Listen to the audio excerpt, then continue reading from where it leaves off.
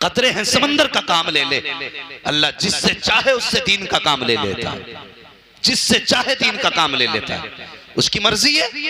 हाँ, लेकिन पीछे मुड़ के मत देखना कौन क्या कह रहा है, कभी मत देखना। हजरत अली फरमाते हैं हिरन इतनी तेज भागता है कि वो शेर के हाथ नहीं आ सकता, लेकिन पकड़ा जाता है अपनी जरा सी कमजोरी की वजह से। और वो कमजोरी क्या है? आप फरमाते हैं हिरन मुड़ के पीछे को देखता है, इसलिए पकड़ जाता है। अगर वो मुड़ के पीछे न देखे तो कभी शेर के हाथ नहीं आएगा। बस बताना यह है, तुम भी मुड़ के पीछे मत देखना। अगर मुड़ गए तो दीन का काम नहीं कर पाओगे। अगर तानों को फिक्र की होती तो इन उलमा ने पूरी जिंदगी कुरान न पढ़ाया होता। अगर लोगों के जुमलों की फिक्र की होती तो आज हमारे तुम्हारे घरों में हाफिज कुरान नहीं होते। तुम्हें तो कुछ भी ताने नहीं मिलते जो इन मदरसा चलाने वालों को ताने मिलते हैं, जो कुरान पढ़ाने वालों को ताने मिलते हैं। याद रखो, जब दीन वालों को कोई ताने देता है, कोई जुमले कसता है, मशीयत का नकीब आवाज देता, मेरे बंदे बर्दाश्त कर ले, बस कुछ दिन की दुनिया है, कुछ लम्हों की दुनिया है, मर के ये भी कब्र में आएगा, तू भी कब्र में आएगा। मैदान हश्र में जब तुझे उठाऊंगा तब दुनिया को बताऊंगा कि तुम जिसे ताने देते थे ये तुम्हारे तानों का हकदार नहीं, ये तो मेरी रहमत और दोनों जन्नत का हकदार रहा।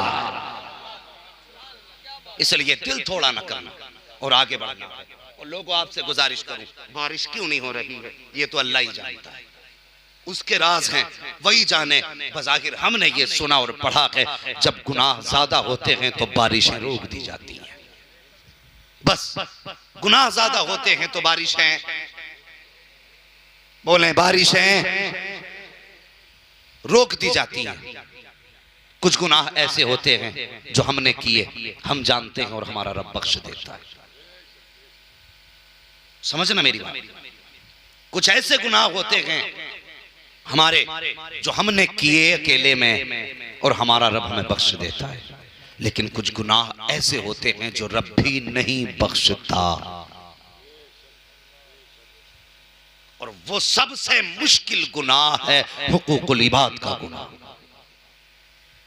किसी का दिल तोड़ने का गुनाह। आज इतना बड़ा मजमा बैठा है, सुने बेटे गौर से सुने बात, इतना बड़ा मजमा बैठा है, मैं अगर हाथ उठवा लूं कि कोई बंदा ऐसा है जिसके दिल में किसी की तरफ से जरा सी भी रंजिश या कीना या हसद या तकलीफ ना हो तो यकीनन 3% हाथ नहीं उठ पाएंगे, 3% हाथ नहीं उठ पाएंगे जिसके दिल में किसी की तरफ से कोई तकलीफ ना हो। आज इतने बड़े मजमे में हम बैठे, हर बंदा किसी न किसी तरफ से कोई तकलीफ लिए बैठा है। मशीयत तो ये कहती है तू मस्जिद में अगर किसी का इनाम दिल में लेके आता है तो फिर मैं तेरे सजदे भी कबूल नहीं करता। हम जरा सोचे और अकेला बंदा अपने बारे में सोचे। मैं इस चीज का आदी नहीं हूं मैं तुमसे हाथ उठवाऊं, कौन माफ करेगा वो हाथ उठाए, कौन नाराज है वो हाथ उठाए। बस मैं इतना जानता हूं जनाब, सिर्फ अपना मुहासिबा करो, अपने गिरबान में झांक के देखो। मैंने किसी को गाली तो नहीं दी है, मैंने किसी का दिल तो नहीं दुखाया है, मैंने किसी रिश्तेदार को घर से तो नहीं उठाया है, किसी रिश्तेदार के खिलाफ मैंने फोन पे बकवास तो नहीं की है। हर बंदा अपने बारे में सोचे। और यार बहुत दूर क्यों जाते हो, सिर्फ अपने परिवार के बारे में सोचे। हर बंदा सोचे मैंने बाप के खिलाफ तो कोई जुमला नहीं बोला है, बाप सोचे मेरे बेटे की तरफ से दिल में कोई रंजिश तो नहीं है, फिर ये दोनों मिलकर के सोचे मेरी बेटी मुझसे तकलीफ में तो नहीं है। हाँ हाँ मैं गलत नहीं कह रहा हूँ, बहुत करीब से झांक के देखोगे कभी कभी छोटी छोटी चीजें नजर नहीं आया करती हैं, लेकिन वो बड़ी बड़ी चीजें हुआ करती हैं। आज हालात बदलते जा रहे हैं, खुदा की कसम अक्सर बेटियां परेशान हैं अपने घर वालों से, अक्सर बेटियों के दिमाग खराब हैं कि वो जाएं तो कहां जाएं। और तुमसे भी गुजारिश करता हूं अगर खुदा ने तुम्हें शोहर बनाया है तो अपने आप को शद्दाद न समझना, अपने आप को हमान न समझना, अपने आप को कारून न समझना। अगर तुम्हें रिजालु कव्वामूना अलन निसा का खिताब दिया गया है तो अपने आप को दज्जाल मत समझ लेना। खैरियत नहीं है अगर तुम्हारी वजह से किसी की बेटी का दिल टूट गया, बिला वजह अगर तुमने किसी को सताया, एक बात कान खोल करके सुन लेना, हर घर के अंदर किसी की बेटी मौजूद है, किसी की बीवी मौजूद है, किसी की माँ मौजूद है। फरमाया गया है जिस घर के अंदर कोई औरत रोया करती है उस घर घर से खुदा की रहमतें रूठ जाया करती हैं, उससे रहमतें नाराज हो जाया करती हैं। आज हर घर की कहानी है, कहीं पे बेटी रो रही है, कहीं पे माँ रो रही है, कहीं पे बीवी रो रही है। अगर हुजूर से इश्क किया है तो रिश्ते ऐसे निभा के जाओ, ऐसे निभा के जाओ कि जब तेरा जनाजा उठे तो कोई ये ना कहे कि अच्छा हुआ जनाजे पे लेट के जा रहा है, बल्कि ऐसे जिंदगी गुजार के जा अगर जनाजा तेरा उठे लोग रोए तो जरूर, लेकिन बद्दुआ करके न रोए, ये सोच के रोए ये जा रहा है आज के बाद मेरे घर का चूल्हा कैसे चलेगा, आज के बाद मेरे गमों को कौन सुनेगा, मेरी तकलीफें कम कौन करेगा। जब किसी के जनाजे के साथ लोग अच्छी बातें करते हैं, रब फरमाता फरिश्तों बताओ तो सही इस जनाजे के साथ जो लोग जा रहे हैं उनकी जबानों पे क्या था, कहते मालिक वो इसकी तारीफ कर रहे हैं। का बताओ लेकिन था कैसा, का गुनाह बहुत किए हैं। रब फरमाता हाँ हाँ गुनाह किए हैं, लेकिन लोग क्या कह रहे हैं। का किसी ने कहा ये गरीबों को खिलाता था, कोई कहता रिश्तेदारों के हक में बेहतर था, कोई कहता गांव वालों को शिकायत न थी, कोई कहता जिससे मिलता था मुस्कुरा के मिलता था, कोई कहता किसी को कोई तकलीफ ना थी। रब फरमाता फरिश्तों गवाह हो जाओ, अगर गांव वाले इसे अच्छा कह रहे हैं तो मैं इसे अपनी रहमत से आज अच्छा बना दे रहा हूं।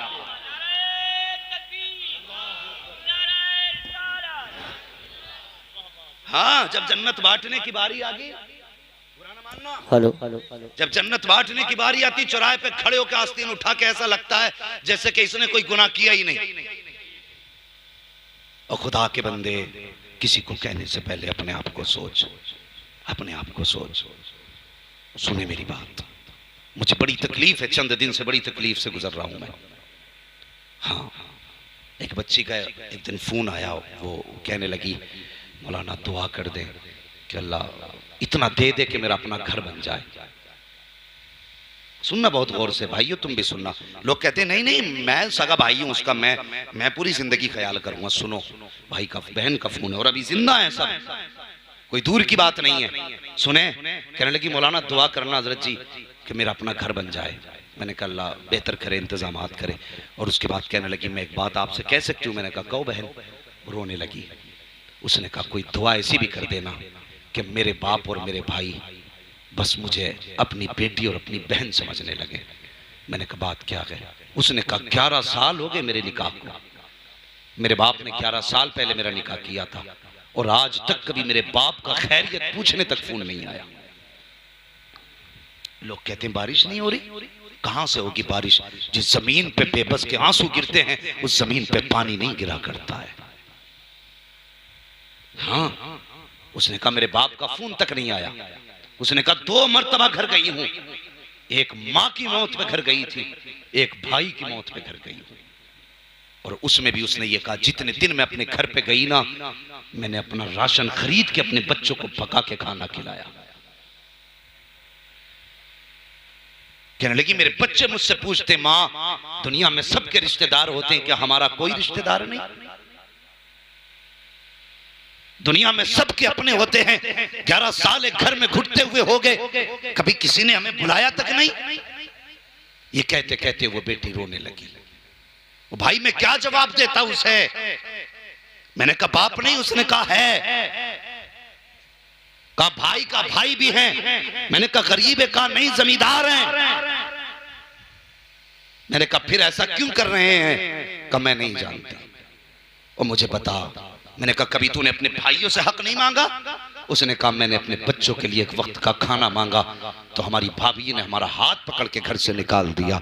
कहा मौलाना जिस दिन से ससुराल आई हूँ बाप ने पीछा छुटाने के लिए 15 साल की उम्र में निकाह किया था। जिस वक्त निकाह किया उस दिन मेरे बाप गरीब थे, आज अमीर हो गए हैं, पैसे वाले हैं, जमीन वाले हैं। ओ यार बेटियों से यूं दामन न छुड़ाया करो, बेटियों से यूं रिश्ते न तोड़ाया करो। तुम्हें नहीं लगता है बेटियों की जिंदगी कितनी मुश्किल होती है कि आज हर घर का झगड़ा नकी है, बात बात में कहते हैं तलाक दे दी जाएगी। पूछो अल्लामा साहब से, ये साहब क़िबला से पूछो, कारी साहब क़िबला से, इन उलमा से पूछो। ये बड़ी जमात बैठी हुई है, आए दिन तलाक के झगड़े हैं, आए दिन बीवियां छोड़ने के झगड़े हैं। बेटे किसी की बीवी को, किसी की बेटी को तलाक न देना, किसी की बच्ची को घर से गाली पक्के न निकालना। तू नहीं जानता है जब किसी की बेटी का घर उजड़ जाता है तो बाप के जिगर पे क्या गुजरा करती है। बाप तो बूढ़ा हो जाता है बेटी को जवान करने में, लेकिन बेटियां जब तलाक के बाद घर आया करती है उसके बाद बाप के जिगर पे क्या गुजरती है। खुदा की कसम कसम, अगर वो दर्द पहाड़ों पे डाल दिया जाए तो पहाड़ों के कलेजे फट जाएंगे, लेकिन हम घर उजाड़ने में देर नहीं करते। ओ भाइयों, तुमसे गुजारिश है, बहनों को कभी बोझ ना समझना। ये अभी कुछ दिन पहले की कहानी है।